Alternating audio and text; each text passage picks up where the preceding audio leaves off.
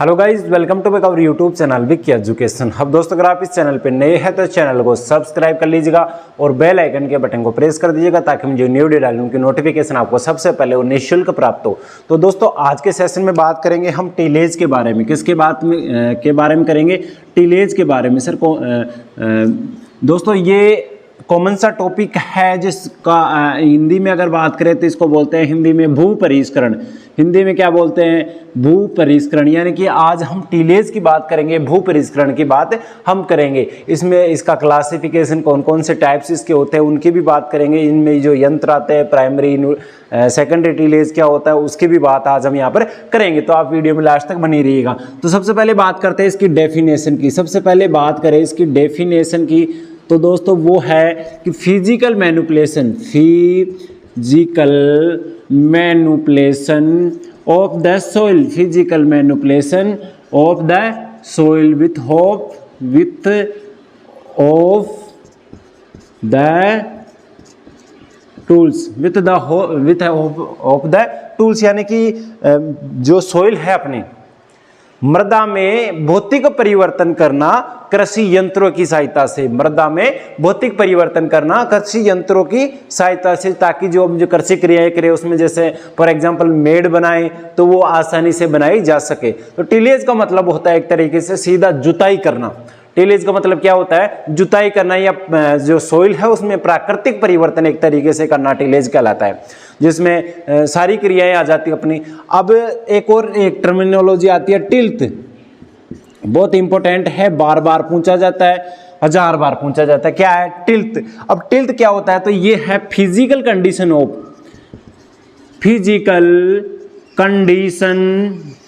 Of soil, physical condition of soil after tillage. यानी कि soil में टीलेज क्रियाएं करने के बाद में जो मृदा की भौतिक अवस्था है वो क्या कहलाती है? टिल्थ। वह मृदा जिसमें टीलेज क्रियाएं की गई हो उसको क्या बोलते हैं? टिल्थ। उसकी फिजिकल कंडीशन को क्या बोलते हैं? टिल्थ। तो इंपॉर्टेंट है, बार बार पूछा जाता है। टिल्थ किससे रिलेटेड है? टीलेज से रिलेटेड है। किसे कहते हैं? Physical condition of soil after done tillage. उसके बाद में मैं बात करूं father of tillage. Important question है, बार बार पूछा जाता है। Father of tillage. अरे पिता कौन है टीलेज के? वो है सर जैथरो टूल। कौन है? जैथरो टूल। उसके बाद में अगर बात करूं तो वो टीलेज वर्ड कहां से लिया गया? ये भी इंपॉर्टेंट क्वेश्चन है। टीलेज वर्ड टेकन फ्रॉम, कहां से लिया गया है? टीलेज वर्ड कहां से लिया गया है? तो टीलेज वर्ड टेकन फ्रॉम एग्लो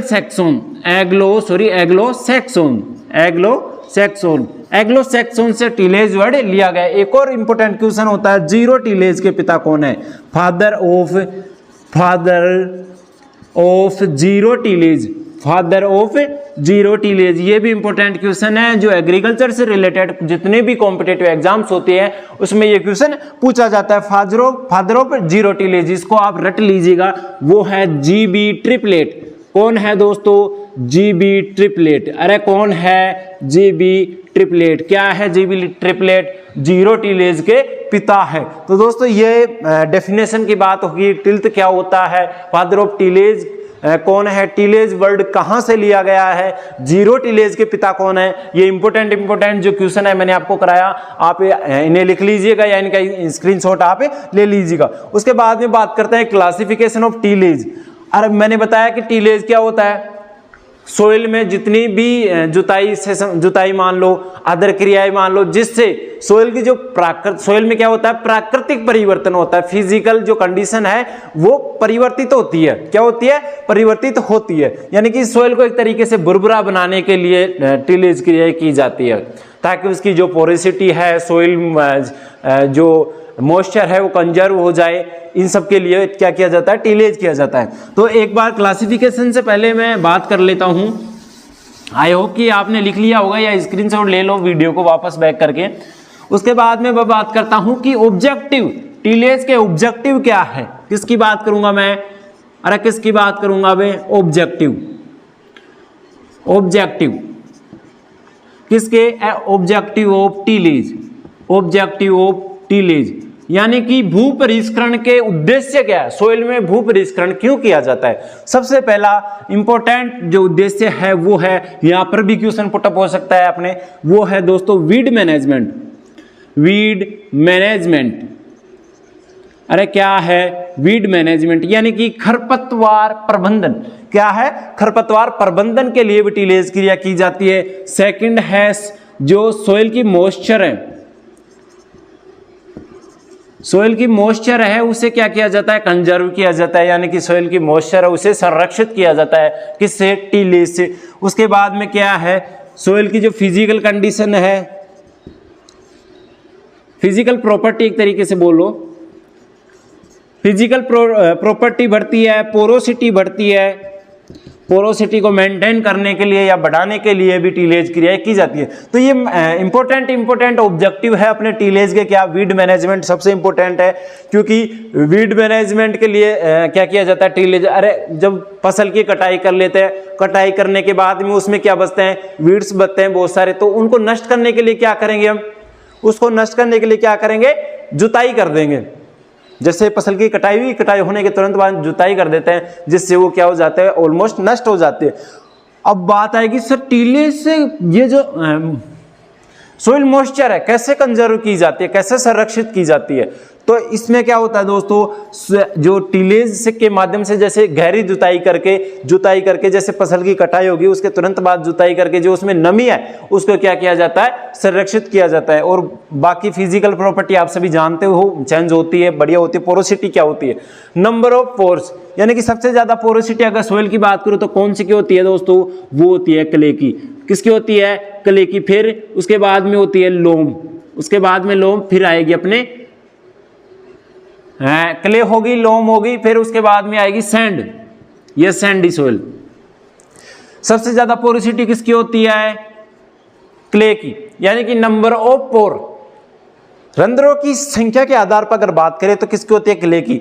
वैसे साइज, पोर की जो साइज है, रंध्रों की जो साइज है वो सबसे बड़ी किस में होती है, सैंड में। दो प्रकार के रंध्र होते हैं अपने सोइल में, कितने प्रकार के, माइक्रो एंड मैक्रो। कितने होते हैं, macro and micro. Macro and micro होते हैं जिनकी साइज के आधार पर, जो अगर माइक्रो जो पोर्स है उनकी बात करें तो किसमें ज्यादा होते हैं, क्ले सोइल में ज्यादा होते हैं। तो पोरोसिटी, तभी तो ये जो क्ले है इसकी जो water holding capacity, water holding capacity क्या होती है, सोइल की ज्यादा होती है। तो इतना हम यहाँ तक जानते हैं, बाकी अगर चले जाएंगे तो अपने टॉपिक से एक तरीके से हट जाएंगे। तो आप ये पोरोसिटी आपको पता लगे क्या होती है पोरोसिटी, नंबर ऑफ पोर्स ज्यादा किस में होते हैं, क्ले में होते हैं, इसी कारण इसकी वाटर होल्डिंग कैपेसिटी क्या होती है, ज्यादा होती है। अरे जो कैपिलरी वाटर होता है ना, किस में होता है, माइक्रोपोर्स में होता है। तो माइक्रोपोर्स किस में ज्यादा है, क्ले में, तो इसमें कैपिलरी वाटर ज्यादा रहेगा। सैंड में तो क्या होते हैं, मैक्रोपोर्स होते हैं, पानी डालेंगे सीधा नीचे लीच हो जाता है या नीचे चला जाता है। तो ये सैंड में क्या है, इसकी water holding capacity as compare to clay क्या है, लेस, कम है। ठीक है, तो बात कर रहे थे इसके ऑब्जेक्टिव की। तो ऑब्जेक्टिव आप एक बार स्क्रीनशॉट ले लो, लेना चाहो तो। उसके बाद में क्लासिफिकेशन ऑफ टीलेज की बात हम करेंगे, तो मैं एक बार मिटा देता हूं। अब इसके बाद में हम बात करते हैं दोस्तों क्लासिफिकेशन ऑफ टीलेज। किसकी बात करेंगे, classification of tillage. Classification of tillage, classification of tillage, classification of tillage. First है अपने प्रीपेरेटरी टीलेज। दो भागों में यहां पर मैं इन्हें डिवाइड कर देता हूं। फर्स्ट है अपने प्रीपेरेटरी टीलेज, उसके बाद में है आफ्टर सोविंग, जितने भी टीलेज क्रिया की जाती है फॉर स्टैंडिंग क्रॉप में जो की जाती है, स्टैंडिंग क्रॉप में यानी कि खड़ी फसल में जो क्रियाएं की जाती है आफ्टर सोविंग टीलेज में आती है वो। ठीक है, आफ्टर सोविंग जितनी भी टीलेज क्रियाएं की जाती है। अब ये जो प्रीपेरेटरी टीलेज है ये दो प्रकार का होता है दोस्तों। कितने प्रकार का होता है, ये दो प्रकार का होता है। फर्स्ट की अगर बात करूं तो वो है दोस्तों प्राइमरी टीलेज। प्राइमरी टीलेज, जो इसके बारे में आप सभी जानते होंगे, प्राइमरी टीलेज। अब प्राइमरी टीलेज क्या होता है, इसमें क्या होता है कि जो सोइल की जो हार्ड लेयर है, हार्ड लेयर, अरे जो सोइल की कठोर परत है, कठोर परत क्या है, कठोर परत।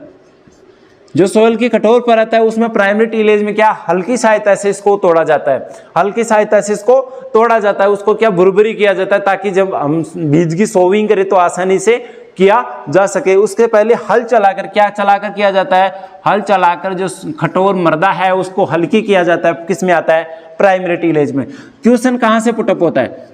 जैसे इसके जो यंत्र है प्राइमरी टीलेज में कौन कौन से यंत्र यूज किए जाते हैं, तो आपको ऑप्शंस में दे देगा कि ये 4 यंत्र आपको दे देगा, फिर उनमें से पूछेगा कि निम्न में से प्राइमरी यंत्र कौन सा है, प्राइमरी टीलेज यंत्र कौन सा है, प्राथमिक भू परिष्करण यंत्र कौन सा है। इस तरीके से आपको क्वेश्चन एग्जाम में क्यों पूछा जाएगा। तो एग्जाम्पल्स की अगर बात करूं तो जितने भी प्लो होते हैं ना, प्लो मीन्स होता है हल, जितने भी हल होते हैं वो किस में आते हैं? प्राइमरी टीलेज में। एक इंपॉर्टेंट है पडलिंग। क्या है? पडलिंग। पडलिंग क्या है? पडलिंग इंपॉर्टेंट है, थोड़ा सा पडलिंग के बारे में जान लेते हैं। पडलिंग की या जो है वो पेडी में की जाती है, धान में ये की जाती है और 5 से 10 सेंटीमीटर सोइल में क्या की जाती है? बार बार जुताई की जाती है, जिससे एक अपारगम्य परत, जिससे क्या होता है? एक अपारगम्य परत का निर्माण हो जाता है। यानी कि जो 5 से 10 सेंटीमीटर तक बार बार जुताई करेंगे तो अपारगम्य परत, जिससे क्या जो जल है नीचे नुकसान नहीं होता। क्योंकि आप सभी जानते हो कि पेडी के अंदर किसमें की जाती है? ये पेडी में। तो पेडी के अंदर क्या, पेडी की जल मांग कितनी है? 900 से 2500 सेंटीमीटर। कितनी है? 900 से 2500 सेंटीमीटर। तो इसमें ऑलमोस्ट पानी भरा रहता है, पानी भरा रहेगा तो नुकसान होगा पानी का। किससे? अगर आपको ये इस तरीके का क्वेश्चन आ जाए कि धान में सर्वाधिक पानी का नुकसान किससे होता है, तो वो होता है दोस्तों परकोलेशन। किससे होता है दोस्तों? परकोलेशन। किससे होता है? परकोलेशन। परकोलेशन को रोकने के लिए पडलिंग की जाती है। क्या की जाती है? पडलिंग की जाती है। और जिससे क्या होती है कि अपारगम्य जली का परत का निर्माण हो जाता है, जिससे परकोलेशन नहीं होगा। परकोलेशन का मतलब होता है जल का नीचे की तरफ जाना। तो जल नीचे की तरफ नहीं जाएगा, क्यों? अपारगम्य जली का यहाँ पर निर्माण कर दिया। किससे किया हमने? पडलिंग से। ठीक है, तो ये पडलिंग आपको समझ में आ गई होगी। और पडलिंग से अगर ज्यादा मैं बात करूं आपको, तो मैंने आपको बताया था कि जितने भी जो अमोनिकल फर्टिलाइजर है, क्योंकि पेडी में कौन से फर्टिलाइजर यूज किए जाते हैं? जब फर्टिलाइजर मैंने आपको पढ़ाया था कि सर पेडी में अमोनियम फर्टिलाइजर का यूज किया जाता है, तो उसको रिड्यूस जोन में डाला जाता है। क्योंकि पडलिंग जैसे करेंगे ना तो 2 जोन बनते हैं, एक तो बनता है ऑक्सीडाइज, एक बनता है रिड्यूस। एक बनता है ऑक्सीडाइज जोन, एक बनता है रिड्यूस जोन। ऑक्सीडाइज जोन जो होता है 1 से 10 mm, 1 से 10 mm तक होता है। उसके बाद में क्या होता है? अब इसमें जो फर्टिलाइजर है कहां पर दिए जाते हैं? रिड्यूस जोन में दिए जाते हैं, पेडी फील्ड में। कहां पर? रिड्यूस। क्योंकि यहां पर क्या है? ऑक्सीजन क्या होता है? पानी भरा रहता है, ऑक्सीजन अनअवेलेबल रहता है एक तरीके से। तो यहां पर क्या होगा? ऑक्सीडाइज जोन में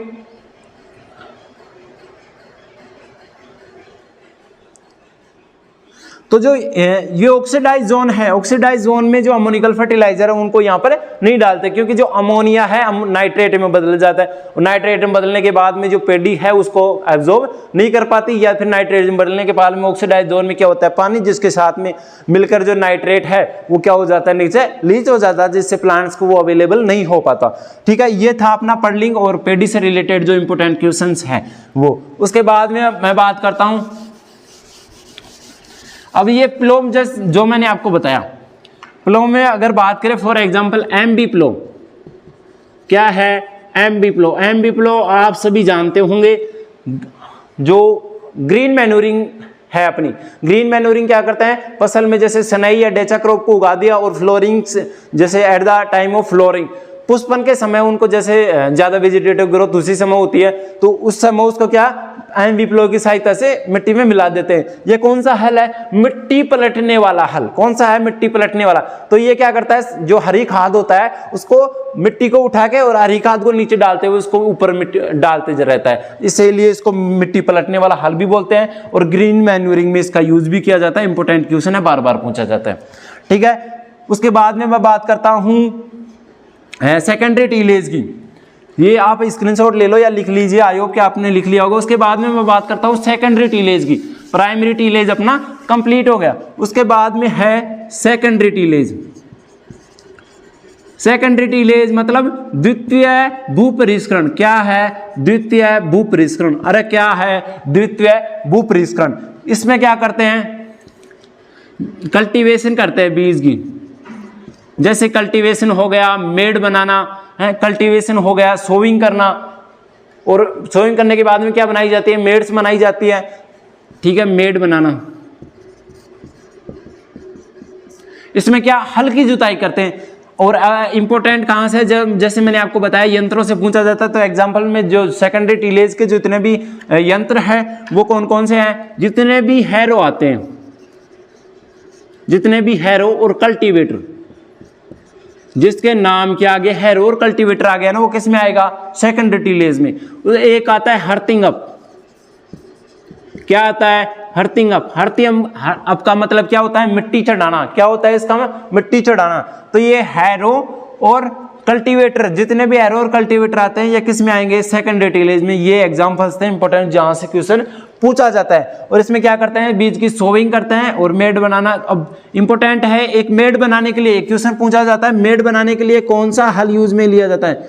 मेड बनाने के लिए तो उसके लिए रिज हल, उसके लिए रिज हल यूज में लिया जाता है। कौन सा हल? इंपॉर्टेंट क्वेश्चन है, पूछा जाता है कौन सा हल यूज में लिया जाता है मेड बनाने के लिए? मेड बनाने के लिए कौन सा लिया जाता है? रिज हल लिया जाता है। तो ये अपना प्राइमरी और सेकेंडरी टीलेज कंप्लीट हो गया।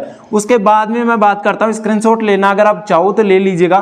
उसके बाद में मैं बात करता हूँ मिनिमम टीलेज की। किसकी बात करता हूँ?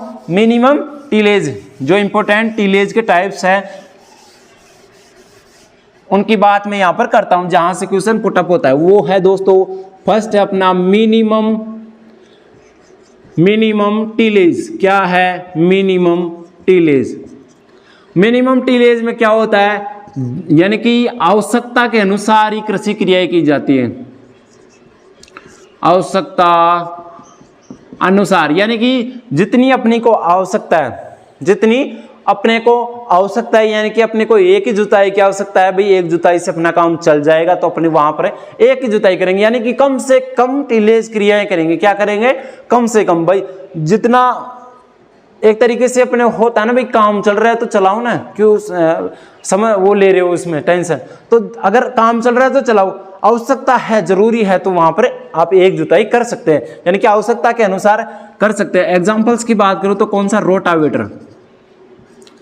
क्या है? Rotavator.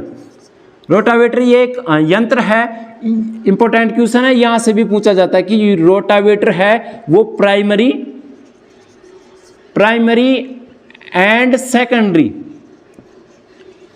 Primary and secondary tillage का एग्जाम्पल है। ये दोनों में आता है। जैसे मैंने जो प्राथमिक भूपरिष्करण यंत्र और द्वितीय भूपरिष्करण यंत्र बताए थे, उनमें अगर पूछ लिया भाई रोटावेटर निम्न में से है प्राथमिक भूपरिष्करण यंत्र, द्वितीय भूपरिष्करण यंत्र, उपरोक्त दोनों, तो वहां पर क्या आएगा? अपने उपरोक्त दोनों आंसर आएगा। उसके बाद में बात करता हूं दोस्तों जीरो टीलेज, जो मैंने आपको बताया था। जीरो टीलेज के पिता की बात मैंने आपको की थी कि फादर ऑफ जीरो टीलेज कौन है? तो वो है जीबी ट्रिपलेट। कौन है? GB triplet. कौन है? GB triplet. जीरो टीलेज में क्या होता है? जैसे अपने जो बिना जुताई किए, जुताई किए बिना सीड को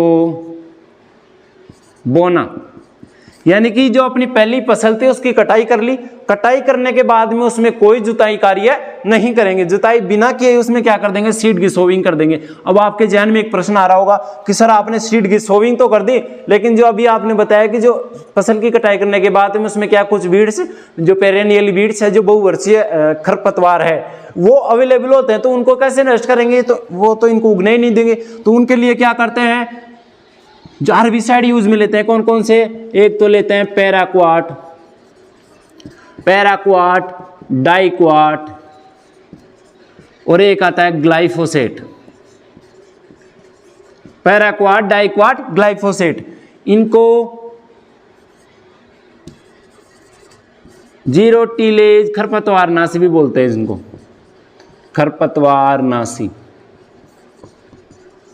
ठीक है। जीरो टिलेज खरपतवार नाशी बोलते हैं, पैराक्वाट, डाइक्वाट, ग्लाइफोसेट, इनके यूज करके जो पेरेनियल वीड उनको मार दिया जाता है। जुताई नहीं करते खेत में, इनकी सहायता से वीडों को मार देंगे और जो सीड है ग्रो करके आराम से वहां पर हो जाएगा अपना। ठीक है, तो ये था अपना जीरो टिलेज फादर की मैंने बात की, इंपोर्टेंट है जीबी ट्रिपलेट। कौन है जीरो टिलेज के फादर, कौन है जीबी ट्रिपलेट। अगर आप ये लिखना चाहो तो लिख सकते हैं जो आपको इंपोर्टेंट लगे। उसके बाद में मैं बात करता हूं इससे आगे। उसके बाद में बात करेंगे अपन कंजर्वेटिव टिलेज की। किसकी बात करेंगे, कंजर्वेटिव टिलेज। उसके बाद में कौन सा है कंजर्वेटिव टिलेज, कंजर्वेटिव टिलेज किसकी बात करेंगे, कंजर्वेटिव टिलेज। कंजर्वेटिव टिलेज में क्या करते हैं कि कृषि क्रियाएं या जुताई इतनी करेंगे कि जो उसमें फसल अवशेष है वो 30% से अधिक बचे रहें। इंपॉर्टेंट है, यहां से प्रश्न पूछा जाता है। पूरी आपको थ्योरी मैं नहीं बता रहा, बोल के बता रहा हूं, लिखवा नहीं रहा, जो इंपॉर्टेंट है वही लिखवाऊंगा। कि जो कंजर्वेटिव टिलेज है उसमें क्या करते हैं कि इतनी ही जुताई या कृषि क्रियाएं उसमें करते हैं कि जो फसल अवशेष है, क्या है फसल अवशेष है वो 30% से ऊपर बचे रहे, 30% से ऊपर बचे रहे, इतनी कृषि क्रियाएं उसमें की जाती है। एग्जाम्पल्स कौन कौन से जो काम में लिए जाते हैं इसमें, जितने भी हैप्पीसीड आते हैं, जितने भी हैप्पीसीड आते हैं वो किस में काम में लेते हैं, कंजर्वेटिव टिलेज में। ये मैं बात करूँ आपको जो फसल सिस्टम है, क्रॉपिंग सिस्टम है अपना, पेडी एंड वीट का, इसमें काम में लेते हैं हैप्पीसीडर को ज्यादा। इंपॉर्टेंट क्वेश्चन है, यहां से भी क्वेश्चन पुटअप होता है। पेडी एंड वीट में किसको काम लेते हैं, हैप्पीसीडर को काम में लेते हैं। कंजर्वेटिव टिलेज क्या होता है, 30% से अधिक फसल अवशेष बचने चाहिए। उसके बाद में एक और है इंटेंसिव टिलेज। इंटेंसिव टिलेज में क्या करते हैं कि इतनी कृषि क्रियाएं करते हैं कि उसमें जो 15% से अधिक फसल अवशेष बचे रहे। इसमें तो क्या 30% छोड़ रहे थे, इसमें फसल अवशेष कितने छोड़ेंगे, अरे फसल अवशेष क्रॉप रेजिड्यूज, फसल अवशेष क्रॉप रेजिड्यूज कितने छोड़ेंगे, 15% से लेस देन 15%, सॉरी अधिक, मोर देन 15%, 15% से अधिक छोड़ेंगे उसमें। ठीक है, और इसमें 30% से अधिक। तो ये था अपना टिलेज, जहां से इंपोर्टेंट क्वेश्चन जो क्लासिफिकेशन मैंने बताया कुछ ये बता दिए। और जो इंपोर्टेंट है टिलेज से जो प्रश्न पूछे जाते हैं, एक आपने सुना होगा डिस्प्लो।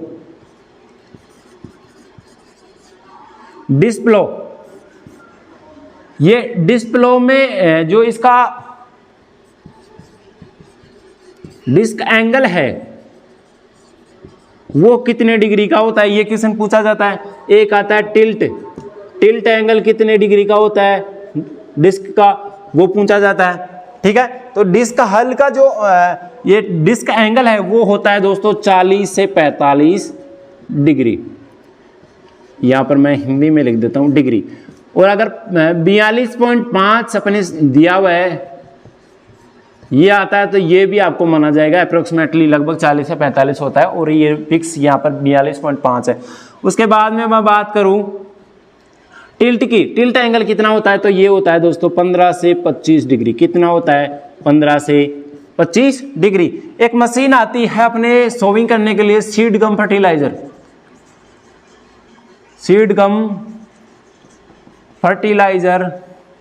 मशीन, आप सभी जानते होंगे इसको।